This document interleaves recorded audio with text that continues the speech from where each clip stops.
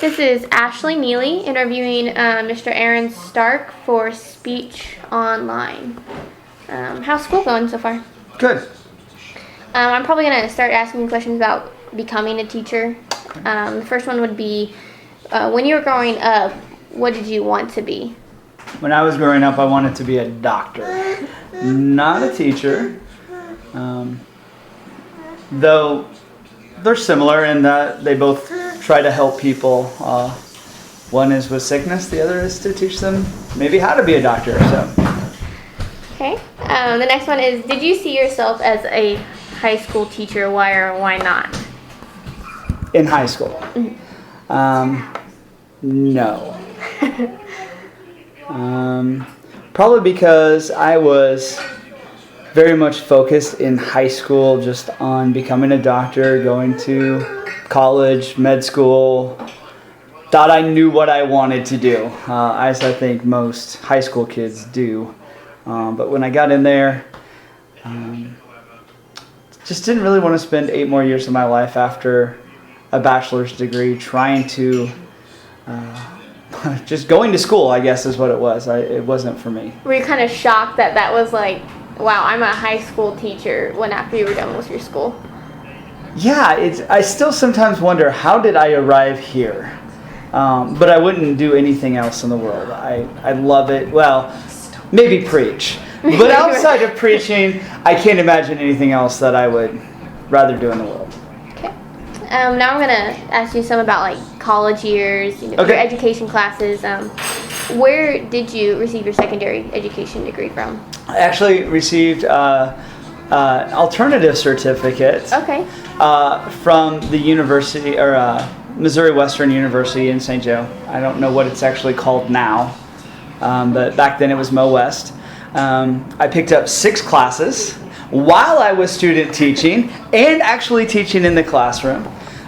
So it was kind of a crazy time. I don't really remember a whole lot of it, but so I don't even remember what the question was at this point. No, that's okay. What did you mean by our alternative? Alternative certificate is for someone who already has a degree. Okay. And the state of Missouri allows you that if you already have a degree and there is a need within a school district, usually for science, something that is hard for them to come by, that they will hire you, and then the state will let you go back and pick up your education hours. And you still have to do a portfolio and take psychology and reading and the basic education classes that everybody has to take. But you do it while you're teaching in the classroom. Wow. So, and then student teaching is a little different as well, because my principal at the time was actually my supervisor instead of someone from the college. So she actually graded me instead of a superintendent or a professor coming in and doing it for me. Do you think it'd be easier to do it that way, or the regular 4-year, do your student teaching while you're going? Or? I think it's easier to do it the normal, standard, traditional way. I know for a long time, there's a lot of the lingo, terms, theories that people get when they go through a traditional education setting, program, that you don't really get. I mean, it is a crash course in education. And for a long time, I felt like I was just maybe not at the same level as everybody else. I don't feel like that now after 9 years of teaching. I've picked up the lingo. I know a lot of the theory. But at the time, it was kind of difficult. Yeah, it was difficult. It was, people would be talking about, oh, well, you heard this in college. Well, I'd never heard it. So, there was a learning curve. And I had never heard of that before, and I was like, wow, that seems really different. It is. But, my student teaching was paid too, so it has its benefits too. What were some of your education classes like? Most of them were online, except for reading. I had to do my reading practicum reading in class. Everything else was online, and back then, 10 years ago, online was a fairly new idea. Okay. So it was a lot of read this, journal about this, talk about this, read everybody else's journal entries, read everybody else's comments, comment on their comments. So it's kind of like what we do on Blackboard or something? Yes, okay. Except they didn't really have, they had Blackboard back then, but if it's what I've seen, I think Blackboard has come a long way from where we were at. But it was just a lot of reading. I remember one class was simply putting together a web quest, which you've probably never heard of. It was the in thing at the time, and a huge portfolio of writings and lesson plans, and you had to develop this huge web quest. And mine was on the solar system, and if Earth were to be destroyed, where would we want to build? Okay. What moon or planet would we want to build on? What would you need to build? How would you go about that? And the kids had to team up and research and present this idea for a colony on some faraway Actually place. Sounds pretty cool. I mean, fun. It was fun, but it was a lot of work, and but that was kind of it was a lot of just getting that portfolio ready, and then a lot of reading is what it seemed like. Would you have rather taken online classes or in the classroom on ground? Since it had to be through Missouri Western, because they were one of the few universities in the state who offered this alternative certificate program through the Department of Secondary or Elementary and Secondary Education through DESE, I was glad it was online. Driving back and forth to St. Joe, trying to teach, having a family, I don't know that it would have been possible. Okay. More than once a week, Well, what were some of your favorite classes and why?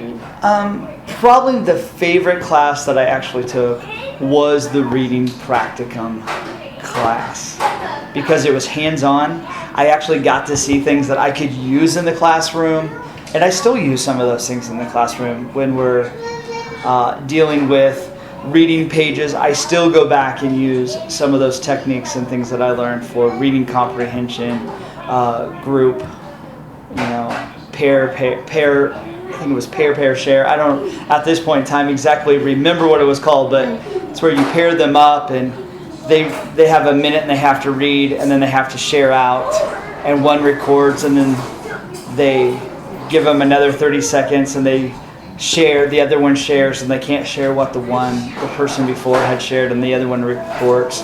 And then after you do that a little while, then they have to write a summary of everything that they read. So it's kind of a fun thing. Just a lot of diagramming and how they need to read, how to read an article and get the most out of it. Teaching them how to read was, I use it a lot. And with the new Common Cores, that's really beneficial at this point. I had never heard, I've always heard teachers saying that after they go to school, they hardly use anything that they learn. So you're like the first teacher that I've talked to that says, I still use, what I was taught. That was one of the few things. Now, since I have went back, and I don't know, you may ask me a question about this, and I'm horrible about that in interviews, but since I've went back to school, I'm part of the Physics First program. And I use what I learned there every single day. So it was a program in which they taught us the Socratic method of teaching, which is basically you give kids problems, you have them work together, they try to solve, then they get up and present their ideas and information, they debate, they talk about it, and then you as the teacher kind of facilitate that. You ask leading questions, and then you ultimately get them to arrive where you want them to go. But the kids seem to love it. It's a fun, it's hands-on, and I use it every day. We use whiteboards, we present, we talk, we research. So I use that every day. Okay. I think that's really cool. From your first year of teaching to now, have you noticed a huge difference, or more of just a gradual? Well, let me tell you, the first year of teaching, I didn't know if I ever wanted to go back. After that first year of teaching, I would say second, third, and fourth, even into the fifth year of teaching, it was just kind of you gain knowledge in how to actually manage a classroom, because they tell you lots of things, but you've got to be in there. Each class is different. You learn, okay, this type of kid's going to react this way. This type of kid's you have to approach them this way. You learn what works, what doesn't work. You even learn your style. Like I went in and it was, you got to sit there and you got to be quiet, and it drove the kids crazy. It drove me crazy. That was not my style of teaching. And you just kind of got to figure that out. From year 5 to year 9, with the Physics First program.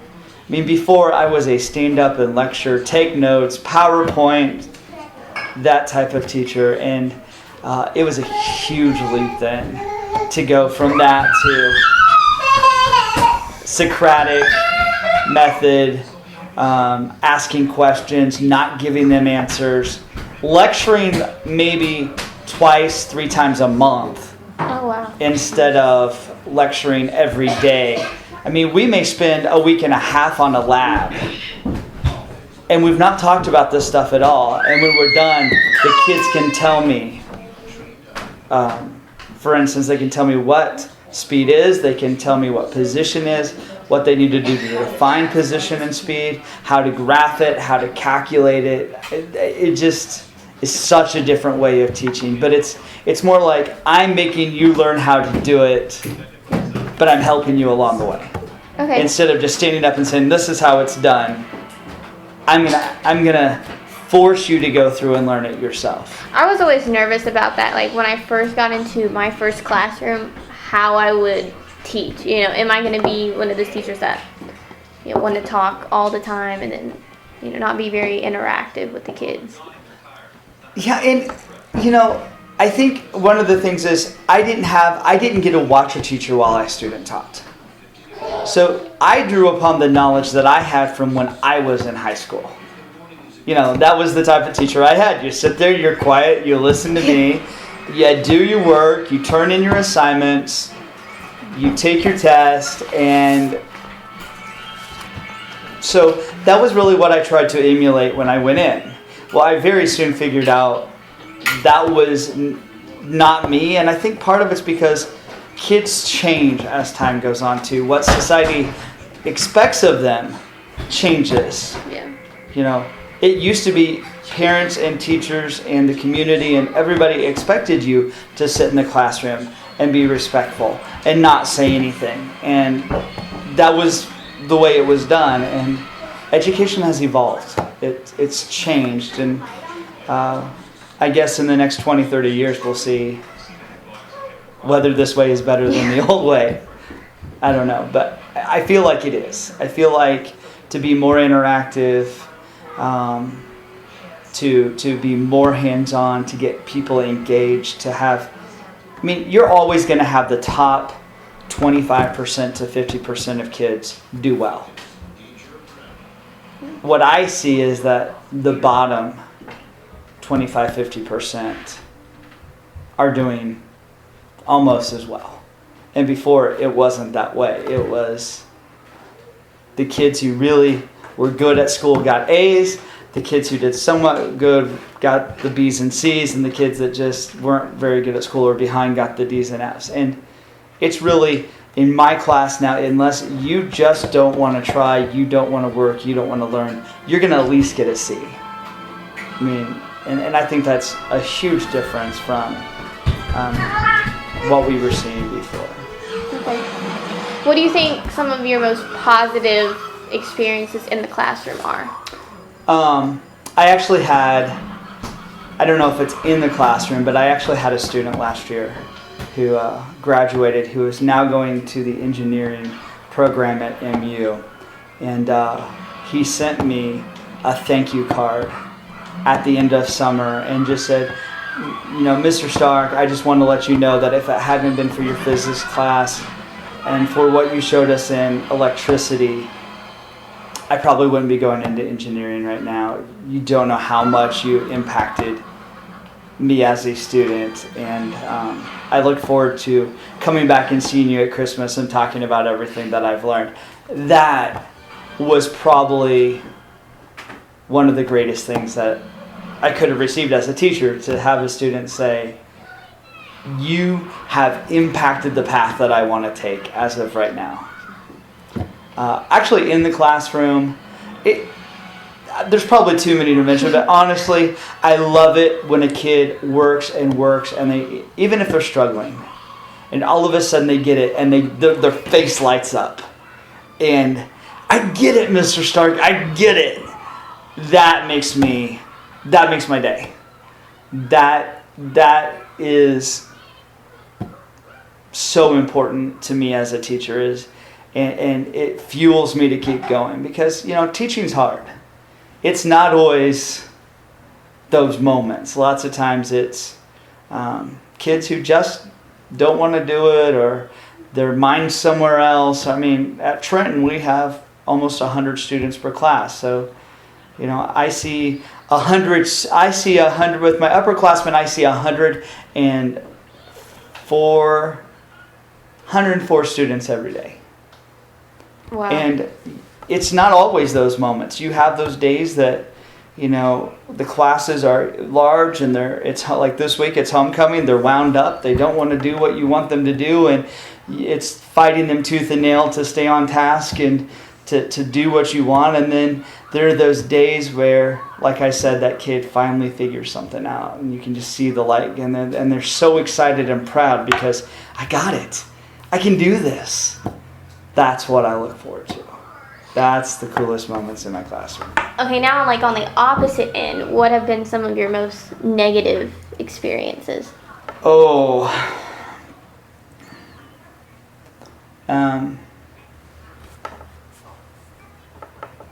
just negative things that have happened in the classroom. Well, you have your fights. I've had fist fights before. I've had, kids chew me out, call me names.